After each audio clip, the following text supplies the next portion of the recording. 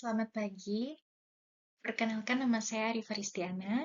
Saya akan menjelaskan jawaban UAS Manajemen Keuangan Internasional saya. Pertama, saya akan menjelaskan argumen yang menyatakan bahwa munculnya multinational company atau MNC telah mendobrak doktrin dari teori keunggulan komparatif. Namun sebelumnya, kita harus memahami terlebih dahulu apa itu teori keunggulan komparatif dan apa itu multinational company. Teori keunggulan komparatif adalah sebuah teori yang dicetuskan oleh David Ricardo, yang mempercayai bahwa perdagangan internasional bergantung pada efisiensi relatif, bukan pada keunggulan absolut, di mana suatu negara cenderung mengekspor barang yang produksinya lebih efisien.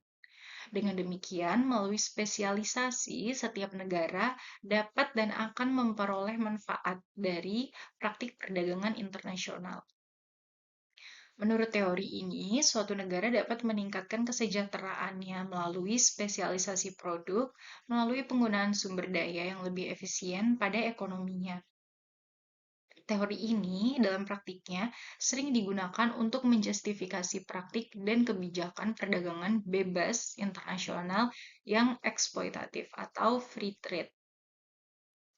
Pada praktik perdagangan internasional, hal ini, yaitu teori keunggulan komparatif ini, bermakna bahwa dua negara atau lebih dapat saling berdagang dengan mengekspor produk yang dimilikinya, yang masing-masing memiliki keunggulan komparatif di masing-masing negara. Sehingga ketika perdagangan itu terjadi, masing-masing negara pun mendapatkan keuntungannya masing-masing. Selanjutnya, multinational company. Multinational company dipahami sebagai perusahaan yang beroperasi atau mempunyai aset di dua negara atau lebih. Lalu, bagaimana dengan munculnya multinational company tersebut atau perusahaan yang bisa beroperasi di dua negara atau lebih tadi bisa mendobrak doktrin dari teori keunggulan komparatif? Jadi, dengan adanya perusahaan multinasional, hal tersebut membuktikan bahwa kondisi suatu perusahaan dari suatu negara yang melakukan produksi di negara lain itu adalah hal yang mungkin. Dengan kata lain, keberadaan MNC itu memungkinkan pelaksanaan produksi oleh suatu perusahaan di beberapa atau banyak negara. Hal ini tentu saja mematahkan doktrin yang berangkat dari teori keunggulan komparatif, yang mempercayai bahwa setiap negara yang mengikuti international trade akan mempunyai keunggulan masing-masing dan juga menemukan manfaatnya masing-masing. Teori tadi biasanya digunakan untuk menjustifikasi praktik dan berbagai kebijakan yang mendukung perdagangan bebas internasional atau international free trade dengan alasan bahwa setiap negara yang terlibat di dalamnya akan mendapatkan keuntungan, setiap negara yang terlibat di dalamnya akan mendapatkan manfaat. Sebaliknya, praktik perdagangan bebas sebenarnya ini rawan akan monopoli dan rawan akan eksploitasi terhadap negara miskin dan terhadap negara berkembang, umumnya negara-negara di bagian Global South. Eksploitasi ini dilakukan oleh MNC dengan kapital yang lebih unggul, umumnya itu negara-negara di Global North. Praktik perdagangan bebas internasional eksploitatif karena meningkatkan kekuatan MNC terhadap pemerintah-pemerintah negara miskin dan pemerintah-pemerintah negara berkembang yang pada akhirnya akan menghasilkan kebijakan yang predatory terhadap sumber daya alam negara tersebut dan juga kelas pekerja di negara tersebut karena keberadaan MNC tadi, yaitu karena perusahaan itu bisa jadi berdiri di negara-negara lain. Jadi dapat disimpulkan bahwa penggunaan teori keuntungan komparatif yang biasanya digunakan untuk melindungi atau menjustifikasi praktik perdagangan bebas internasional selama ini kebal dari kritik itu tidak lagi sepenuhnya valid karena adanya MNC yang memungkinkan pelaksanaan produksi oleh satu perusahaan di beberapa negara tadi. Jadi belum tentu semua negara yang terlibat dalam international free trade akan mendapatkan manfaatnya atau memiliki keunggulan komparatif. Hal tersebut dipatahkan dengan adanya MNC ini, karena bisa jadi perusahaan yang berdiri di negara tersebut bukan perusahaan milik negara tersebut sendiri, tapi perusahaan MNC, perusahaan multinational company, yang merupakan bagian dari perusahaan induk dari negara lain yang memiliki kapital yang lebih besar. Oleh karena itu, muncul argumen tersebut bahwa multinational company sudah mendobrak doktrin yang diberikan oleh teori keunggulan komparatif. Yang dalam hal ini, menurut perspektif dari hasil penelitian yang telah saya lakukan, itu biasanya digunakan untuk menjustifikasi praktik-praktik internasional free trade yang cenderung eksploitatif terhadap negara-negara yang lebih miskin dengan kapital yang lebih rendah. Oke, selanjutnya untuk soal nomor 2, jelaskan proses ekspansi bisnis ke mancanegara yang umumnya dialami oleh perusahaan-perusahaan global. Ekspansi perusahaan global ke pasar internasional itu merupakan strategi yang untuk masa kini penting dalam situasi global sekarang, dan juga situasi global yang over-reliance terhadap elektronik dan digital dan perkembangan digital. Tujuan serta keuntungan yang diharapkan atas adanya aksi ekspansi global ini adalah sebagai bentuk ekspansi pasar dan pembukaan akses terhadap konsumen baru, diversifikasi sumber pendapatan, bentuk mitigasi risiko yang muncul dari ketergantungan terhadap pasar domestik, peningkatan daya saing, stimulasi inovasi di mana terkadang muncul jenis-jenis inovasi atau ide-ide inovasi yang baru didapatkan setelah terjadi ekspansi bisnis ke mancanegara yang tidak akan muncul idenya ketika hanya beroperasi di negara sendiri. Selain itu juga efisiensi produksi. Kemudian soal nomor 3. Pada sistem mata uang mengambang terkendali, dapatkah kurs berfluktuasi tinggi? Jelaskan. Sebelumnya, kita pahami dulu dalam sistem mata uang mengambang terkendali itu seperti apa sebetulnya. Jadi, dalam sistem mata uang yang mengambang terkendali di suatu negara, otoritas moneter itu berwenang dalam melakukan penetapan nilai tukar harian.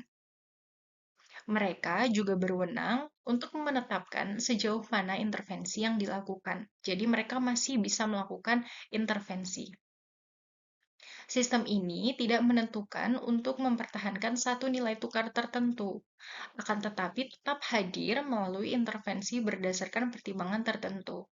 Sebagai contoh adalah cadangan devisa yang menipis.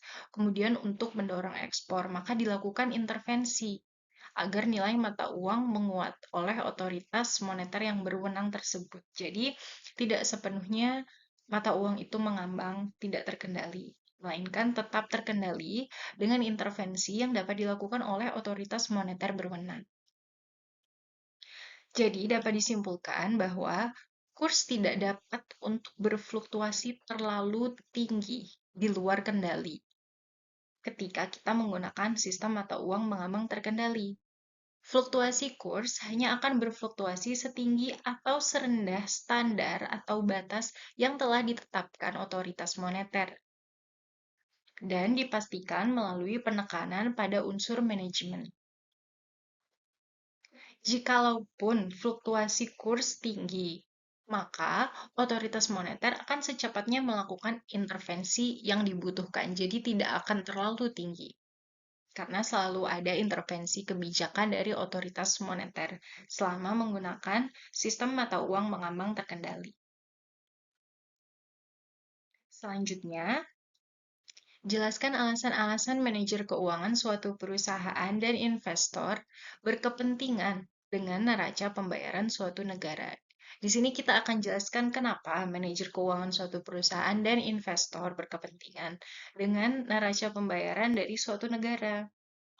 Dan bagaimana sebenarnya praktik itu bisa berlangsung. Di sini kita bisa melihat beberapa alasan. Yang pertama, mereka bisa berkepentingan dengan neraca pembayaran suatu negara untuk menyusun strategi kebijakan perusahaan mereka atau investasi mereka. Yang kedua, untuk menentukan keputusan investasi, apakah investasi atau tidak di negara tersebut. Oleh karenanya mereka akan berkepentingan dengan neraca pembayaran atau balance of payment atau BOP. Yang ketiga, mereka sedang menyusun manajemen risiko. Maka mereka harus mempelajari terlebih dahulu balance of payment dari negara yang mereka ada hubungannya dalam hal keuangan atau investasi. Hal tersebut dilakukan memang dengan menggunakan BOP, tiga hal tadi. Kenapa harus berkepentingan dengan balance of payment? Hal tersebut dilakukan dengan menggunakan BOP untuk yang pertama, bisa untuk menentukan kondisi stabilitas ekonomi negara tertentu melalui analisis balance of payment atau neraca pembayaran tadi. Kemudian yang kedua, juga bisa membantu menentukan kekuatan nilai tukar di negara tersebut. Dan yang ketiga, bisa membantu untuk memprediksi kebijakan ekonomi pemerintah suatu negara dalam menyikapi BOP-nya. Dalam hal neraca pembayaran atau BOP suatu negara adalah surplus, hal tersebut menunjukkan bahwa ekspor negara bersangkutan baik, sehingga cenderung untuk menarik investor. Kemudian dalam hal BOP suatu negara adalah defisit, hal tersebut menunjukkan bahwa impor lebih banyak daripada ekspor, yang bisa berarti buruk. Namun, dapat juga mengindikasikan sebaliknya, di mana impor yang tinggi merupakan tanda bahwa ekonomi negara tersebut sedang dalam keadaan baik, dan pendapatan warga negaranya sedang tinggi, yang akhirnya meningkatkan kemampuan negara tersebut untuk membeli barang jasa. Dan begitulah kenapa investor dan juga bagian keuangan dari suatu perusahaan berkepentingan terhadap balance of payment suatu negara. Berikut adalah daftar referensi yang saya gunakan dalam menjawab pertanyaan-pertanyaan tersebut. Atas perhatian yang diberikan, terima kasih. Semoga sehat selalu. Semoga presentasi ini bermanfaat bagi Bapak Ibu. Terima kasih.